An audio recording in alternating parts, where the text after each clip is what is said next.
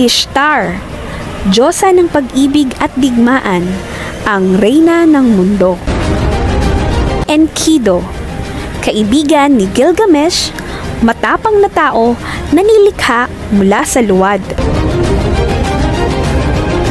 Enlil, Diyos ng hangin at ng mundo. Gilgamesh, hari ng Uruk at ang bayani ng Epiko.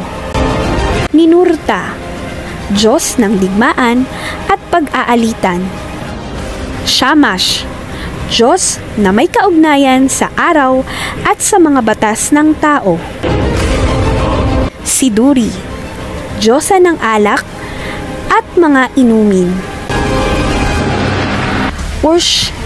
Hanabi, mamamangkang naglalakbay araw-araw sa dagat ng kamatayan patungo sa tahanan ng Utnapishtim. Utnapishtim, iniligtas ng mga Diyos mula sa malaking baha upang sirain ang mga tao, binigyan ng mga Diyos ng buhay na walang hanggan.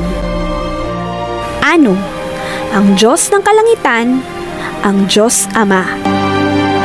Ea, Diyos ng karunungan, kaibigan ng mga tao.